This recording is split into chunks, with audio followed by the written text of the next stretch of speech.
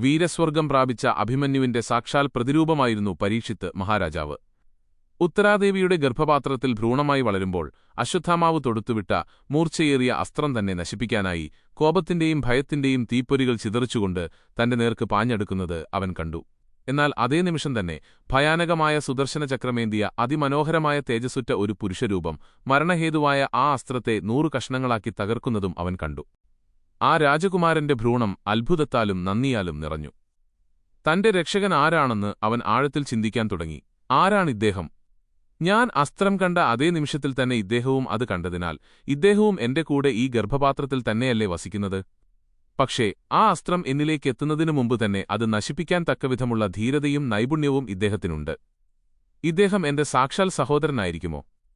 അതെ. വലിയ തോതിലുള്ള ആവേശോജ്വലമായ അന്തരീക്ഷമായിരുന്നു അവിടെ. ഈ സംഭവത്തോടെ രാജ്യത്തിന്റെ എക്കോളവും സന്തോഷത്താൽ തുള്ളിത്തുളുമ്പി. മിനിറ്റുകൾക്കകം ആ നഗരം ദൈവങ്ങൾക്ക് മനുഷ്യർക്ക് ദർശനം നൽകാൻ അനുയോജ്യമായ ഒരു സ്വർഗീയ ഉദ്യാനമായി മാറി. വന്നെത്തിയ എല്ലാവർക്കും യുധിഷ്ഠിരൻ പലതരം മധുരപലഹാരങ്ങൾ വിതരണം ചെയ്തു. ബ്രാഹ്മണർക്ക് അദ്ദേഹം ധാരാളം പശുക്കളെ ദാനമായി നൽകി. കൊട്ടാരത്തിലെ സ്ത്രീകൾക്ക് കുങ്കുമവും നിറഞ്ഞ സ്വർണ്ണപ്പട്ടകകൾ മറ്റ് സ്ത്രീകൾക്ക് നൽകാൻ അദ്ദേഹം നിർദ്ദേശം നൽകി. ബ്രാഹ്മണർക്ക് പട്ടുവസ്ത്രങ്ങളും വിലപിടിപ്പുള്ള രത്നങ്ങളും സമ്മാനിച്ചു. രാജവംശത്തിന് ഇപ്പോൾ ഒരു പിൻഗാമി ലഭ്യമായതിനാൽ പൗരന്മാർ സന്തോഷത്താൽ ആനന്ദദുന്ദിലരായി. രാപകലില്ലാതെ അവർ വലിയ ആഹ്ലാദത്തിൽ ആറാടി. അടുത്ത ദിവസം യുധിഷ്ഠിരൻ കുടുംബപുരോഹിതനായ കൃപാചാര്യരെ വിളിച്ച് ശിശുവിന് ജാതകർമ്മം നിർവഹിച്ചു. വിലപിടിപ്പുള്ള വിവിധ ആഭരണങ്ങൾ സമ്മാനിച്ച് അദ്ദേഹം ബ്രാഹ്മണരെ തൃപ്തരാക്കി. പണ്ഡിതന്മാരും പുരോഹിതന്മാരും കുട്ടിയെ അനുഗ്രഹിച്ചു മടങ്ങി. 3-ാം ദിവസം രാജ്യത്തിന്റെ ഭാരം ചുമക്കാനെത്തിയ രാജകുമാരന്റെ കൈകളിൽ രാജ്യത്തിന്റെയും അതിന്റെ സംസ്കാരത്തിന്റെയും നല്ല പേര് സുരക്ഷിതമായിരിക്കുമോ എന്നറിയാൻ വളരെ ഉത്സുകനായ യുധിഷ്ഠിരൻ പ്രശസ്തരായ ജ്യോതിഷികളെയും പ്രശസ്തരായ സാമുദ്രി രേഖാശാസ്ത്രജ്ഞരെയും കൈരേഖാശാസ്ത്രജ്ഞർ നിമിത്തജ്ഞരെയും തന്റെ സന്നിധിയിലേക്ക് വിളിപ്പിച്ചു. പരമ്പരാഗതമായ ആതിഥ്യമര്യാദയോടെ അദ്ദേഹം കൊട്ടാരത്തിലവരെ സ്വീകരിച്ചു. സഭയിൽ അവർക്ക് അനുയോജ്യമായ ആസനങ്ങൾ നൽകി. സുഗന്ധദ്രവ്യങ്ങളും പട്ടുവസ്ത്രങ്ങളും അവർക്ക് കാഴ്ചവെച്ചു. രാജാവ് അവരുടെ മുന്നിൽ വണങ്ങി ഭക്തിനിർഭരമായ ആദരവോടെ കൈകൾ കൂപ്പി അവരെ സാഷ്ടാംഗം പ്രണമിച്ച് പ്രാർത്ഥിച്ചു. ഭൂതവും വർത്തമാനവും ഭാവിയും അറിയുന്ന ഓ ജ്ഞാനികളെ, ജനിച്ച ശിശുവിന്റെ ജാതകം പരിശോധിച്ച് കണക്കുകൂട്ടിയാലും അയാൾക്ക് ആ ചക്രത്തിൽ പിടിമുറുക്കാൻ കഴിഞ്ഞുവോ?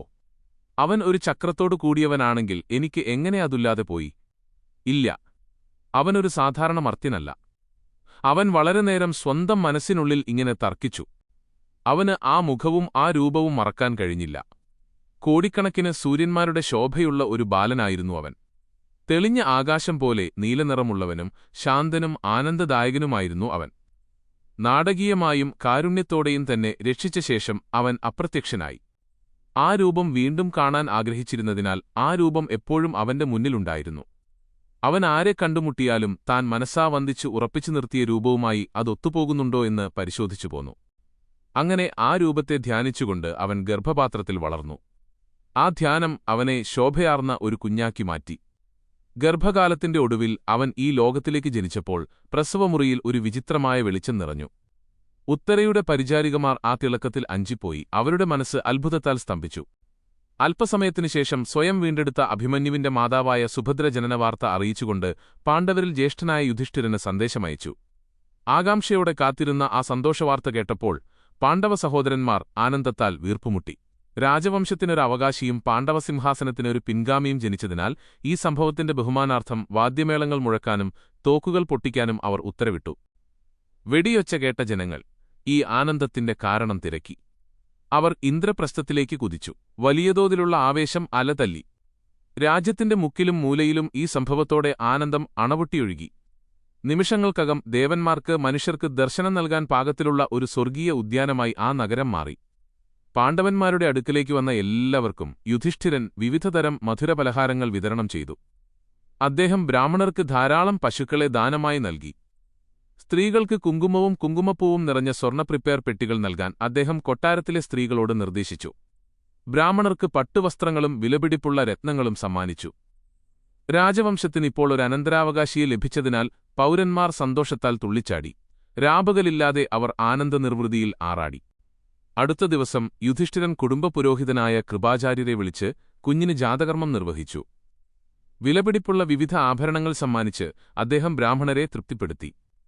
പണ്ഡിതന്മാരും പുരോഹിതന്മാരും കുട്ടിയെ അനുഗ്രഹിച്ച് വീട്ടിലേക്ക് മടങ്ങി. മൂന്നാം ദിവസം യുധിഷ്ഠിരൻ പ്രശസ്തരായ ജ്യോതിഷികളെയും ഹസ്തരേഖാ വിദഗ്ധരെയും പ്രവചനക്കാരെയും തന്റെ മുന്നിലേക്ക് വിളിപ്പിച്ചു. കാരണം രാജ്യത്തിന്റെ ഭാരം ചുമക്കാനെത്തിയ രാജകുമാരന്റെ കൈകളിൽ രാജ്യത്തിന്റെയും അതിന്റെ സംസ്കാരത്തിന്റെയും സത്പേര് ഭദ്രമായിരിക്കുമോ എന്നറിയാൻ അദ്ദേഹം വളരെ ഉത്സുകനായിരുന്നു. കൊട്ടാരത്തിൽ പരമ്പരാഗതമായ ആതിഥ്യമരുളി അദ്ദേഹം അവരെ സ്വീകരിച്ചു. സഭയിൽ അവർക്ക് അനുയോജ്യമായ ആസനങ്ങൾ നൽകി. അവർക്ക് സുഗന്ധദ്രവ്യങ്ങളും പട്ടുവസ്ത്രങ്ങളും സമർപ്പിച്ചു. രാജാവ് അവരുടെ മുന്നിൽ വണങ്ങി ഭക്തിനിർഭരമായ ആദരവോടെ കൈകൂപ്പി പ്രണമിച്ചുകൊണ്ട് പ്രാർത്ഥിച്ചു. ഭൂതവും വർത്തമാനവും ഭാവിയും അറിയുന്ന ഓ മഹർഷിമാരെ, ജനിച്ച കുഞ്ഞിന്റെ ജാതകം പരിശോധിച്ച് കണക്കുകൂട്ടിയാലും വലിയതോതിലുള്ള ആവേശം അലതല്ലി. ഈ സംഭവത്തിൽ രാജ്യത്തിന്റെ ഓരോ കോണും സന്തോഷത്താൽ തുളുമ്പി. ഏതാനും മിനിറ്റുകൾക്കുള്ളിൽ ദൈവങ്ങൾക്ക് മനുഷ്യർക്ക് ദർശനം നൽകാൻ അനുയോജ്യമായ ഒരു സ്വർഗീയ ഉദ്യാനമായി നഗരം മാറി. അവിടെയെത്തിയ എല്ലാവർക്കും യുധിഷ്ഠിരൻ വിവിധതരം മധുരപലഹാരങ്ങൾ വിതരണം ചെയ്തു. അദ്ദേഹം ബ്രാഹ്മണർക്ക് നിരവധി പശുക്കളെ ദാനമായി നൽകി. കൊട്ടാരത്തിലെ സ്ത്രീകൾക്ക് കുങ്കുമവും കുങ്കുമപ്പൂവും നിറഞ്ഞ സ്വർണ്ണപ്പട്ടകങ്ങൾ നൽകാൻ അദ്ദേഹം കൊട്ടാരത്തിലെ സ്ത്രീകളോട് നിർദ്ദേശിച്ചു. ബ്രാഹ്മണർക്ക് പട്ടുവസ്ത്രങ്ങളും വിലപിടിപ്പുള്ള രത്നങ്ങളും സമ്മാനിച്ചു. രാജവംശത്തിനിപ്പോൾ ഒരു പിൻഗാമിയെ ലഭിച്ചതിനാൽ പൗരന്മാർ സന്തോഷത്താൽ ആനന്ദതുന്തിലരായി. രാവും പകലും അവർ ഉല്ലാസകരമായ ആഹ്ലാദത്തിൽ ആറാടി. അടുത്ത ദിവസം യുധിഷ്ഠിരൻ കുടുംബപുരോഹിതനായ കൃപാചാര്യരെ വിളിച്ച് കുഞ്ഞിന് ജാതകർമ്മം, ആദ്യത്തെ ശുദ്ധീകരണ ചടങ്ങ് നിർവഹിച്ചു. വിലപിടിപ്പുള്ള പലവിധ രത്നങ്ങൾ സമ്മാനിച്ച് അദ്ദേഹം ബ്രാഹ്മണരെ തൃപ്തരാക്കി. പണ്ഡിതന്മാരും പുരോഹിതന്മാരും കുട്ടിയെ അനുഗ്രഹിച്ച് വീട്ടിലേക്ക് മടങ്ങി. മൂന്നാം ദിവസം രാജ്യത്തിന്റെ ഭാരം ചുമക്കാനെത്തിയ രാജകുമാരന്റെ കൈകളിൽ രാജ്യത്തിന്റെയും അതിന്റെ സംസ്കാരത്തിന്റെയും നല്ല പേര് സുരക്ഷിതമായിരിക്കുമോ എന്നറിയാൻ യുധിഷ്ഠിരൻ വളരെ ഉത്സുകനായതിനാൽ പ്രശസ്തരായ ജ്യോത്സ്യന്മാരെയും സാമുദ്രികശാസ്ത്രജ്ഞരെയും നിമിത്തജ്ഞരെയും തന്റെ സന്നിധിയിലേക്ക് വിളിപ്പിച്ചു. പരമ്പരാഗത ആതിഥ്യമര്യാദയോടെ അദ്ദേഹം കൊട്ടാരത്തിൽ അവരെ സ്വീകരിച്ചു. അവർക്ക് സഭയിൽ അനുയോജ്യമായിരിപ്പിടങ്ങൾ നൽകി. അവർക്ക് സുഗന്ധദ്രവ്യങ്ങളും പട്ടുവസ്ത്രങ്ങളും നൽകി. രാജാവ് അവരുടെ മുൻപിൽ വണങ്ങി ഭക്തിനിർഭരമായ ആദരവോടെ കൈകൾ കൂപ്പി അവരുടെ മുന്നിൽ സാഷ്ടാംഗം പ്രണമിച്ച് പ്രാർത്ഥിച്ചു. ഭൂതം, വർത്തമാനം, ഭാവി എന്നിവ അറിയുന്ന പണ്ഡിതശ്രേഷ്ഠരെ, ജനിച്ച കുഞ്ഞിന്റെ ജാതകം പരിശോധിച്ച് നക്ഷത്രങ്ങളുടെയും രാശികളുടെയും സ്ഥാനങ്ങളും അവന്റെ ജീവിതത്തെ വഴിനടത്തുന്ന ഗ്രഹസ്വാധീനങ്ങളും കണക്കുകൂട്ടി ഭാവി എങ്ങനെ രൂപപ്പെടുമെന്ന് എന്നോട് പറഞ്ഞാലും. ജനിച്ച കൃത്യമായ സമയം ഒരു കുറിപ്പിലാക്കി അതൊരു സ്വർണ്ണത്താലത്തിൽ വെച്ച് അദ്ദേഹം അവരുടെ മുന്നിൽ സമർപ്പിച്ചു. പണ്ഡിതന്മാർ ആ കുറിപ്പെടുത്ത് ഗ്രഹനില വരയ്ക്കുകയും വലിയ ശ്രദ്ധയോടെ അത് പഠിക്കുകയും ചെയ്തു. നിഗമനങ്ങളിൽ എത്തിച്ചേരാൻ തുടങ്ങിയപ്പോൾ അവരുടെ വർദ്ധിച്ചുവരുന്ന സന്തോഷം അവർ പരസ്പരം പങ്കുവച്ചു. അവർ സ്വയം വലിയ സന്തോഷത്തിലായിരുന്നു. തങ്ങളുടെ അത്ഭുതം പ്രകടിപ്പിക്കാൻ അവർക്ക് വാക്കുകൾ കിട്ടിയില്ല. സംഘത്തിലെ പ്രമുഖനായൊരു മഹാനായ പണ്ഡിതൻ ഒടുവിൽ എഴുന്നേറ്റു യുധിഷ്ഠിര മഹാരാജാവിനോട് ഇപ്രകാരം സംസാരിച്ചു. മഹാരാജാവേ, ഇന്നുവരെ ഞാൻ ആയിരക്കണക്കിന് ജാതകങ്ങൾ നന്നായി പരിശോധിച്ച് രാശികളുടെയും നക്ഷത്രങ്ങളുടെയും ഗ്രഹനിലകൾ തയ്യാറാക്കിയിട്ടുണ്ട്. എന്നാൽ ഈ ജാതകത്തിൽ കാണിച്ചിരിക്കുന്നതിനേക്കാൾ ശുഭകരമായ ഒരു ഗ്രഹകൂട്ടുകെട്ട് ഞാൻ ഇതുവരെ കണ്ടിട്ടില്ലെന്ന് എനിക്ക് സമ്മതിക്കേണ്ടിവരും. ഈ രാജകുമാരന്റെ ജനന നിമിഷത്തിൽ എല്ലാ ശുഭലക്ഷണങ്ങളും ഒന്നിച്ചുകൂടിയിരിക്കുന്നു. ഈ നിമിഷം സാക്ഷാൽ വിഷ്ണുവിന്റെ അവസ്ഥയെ സൂചിപ്പിക്കുന്നു. എല്ലാ സദ്ഗുണങ്ങളും ഈ കുട്ടിയിൽ സമ്മേളിക്കും. ഓരോ മഹിമയും വേറെ വേറെ വിവരിക്കുന്നതെന്തിനാണ്? മഹാനായ മനു അങ്ങയുടെ വംശത്തിൽ വീണ്ടും അവതരിച്ചിരിക്കുന്നു. തങ്ങളുടെ രാജവംശത്തിന് ഇത്രയും വലിയ ഭാഗ്യം ലഭിച്ചതിൽ യുധിഷ്ഠിരൻ സന്തോഷിച്ചു. സന്തോഷത്താൽ അദ്ദേഹം പരവശനായി. അദ്ദേഹം കൈകൾ കൂപ്പി ഇത്തരം നല്ല വാർത്തകൾ നൽകിയ പണ്ഡിതന്മാരുടെയും മുതിർന്നവരുടെയും അനുഗ്രഹത്താലും ഞങ്ങളുടെ രക്ഷകനായ ഭഗവാന്റെ അനുഗ്രഹത്താലും ഇത്തരമൊരു രത്നത്തെ തങ്ങളുടെ കുലത്തിൽ അവകാശപ്പെടാൻ കഴിഞ്ഞത് ഈ കുടുംബത്തിന്റെ ഭാഗ്യമാണെന്ന് പറഞ്ഞു വണങ്ങി. ഗാർഡിയൻ, ഈ കുട്ടി എല്ലാ സദ്ഗുണങ്ങളും വളർത്തിയെടുക്കുമെന്നും വൻ പ്രസിദ്ധി നേടുമെന്നും നിങ്ങൾ പറയുന്നു. എന്നാൽ പണ്ഡിതന്മാരോടും സാധുക്കളോടും ബ്രാഹ്മണരോടും ആദരവെന്ന ഗുണം അവനില്ലെങ്കിൽ ഇതുകൊണ്ട് എന്തു പ്രയോജനമാണുള്ളത്? ദയവായി ജാതകം ഒന്നുകൂടി പരിശോധിച്ച് അവന് ആ ആദരവുണ്ടാകുമോ എന്നെനിക്ക് പറഞ്ഞു തന്നാലും. ജ്യോത്സ്യന്മാരുടെ സംഘത്തലവൻ മറുപടി പറഞ്ഞു. ആ കാര്യത്തിൽ താങ്കൾക്ക് ഒരു സംശയവും വേണ്ട. അവൻ ദൈവങ്ങളെയും ബ്രാഹ്മണരെയും ആദരിക്കുകയും സേവിക്കുകയും ചെയ്യും. പുരാതന ഗ്രന്ഥങ്ങളിൽ പ്രതിപാദിച്ചിട്ടുള്ള നിരവധി യാഗങ്ങളും യജ്ഞങ്ങളും അവൻ നടത്തു. താങ്കളുടെ പൂർവികനായ ഭരതൻ നേടിയ പ്രശസ്തി അവൻ സ്വന്തമാക്കും. അവൻ അശ്വമേധയാഗം പോലും നടത്തും. അവൻ ഈ വംശത്തിന്റെ കീർത്തി ലോകമെമ്പാടും പരത്തും. ദേവന്മാരോ മനുഷ്യരോ ആഗ്രഹിക്കുന്നതെല്ലാം അവൻ നേടിയെടുക്കും. തനിക്ക് മുമ്പ് പോയ എല്ലാവരെയും അവൻ പിന്നിലാക്കും.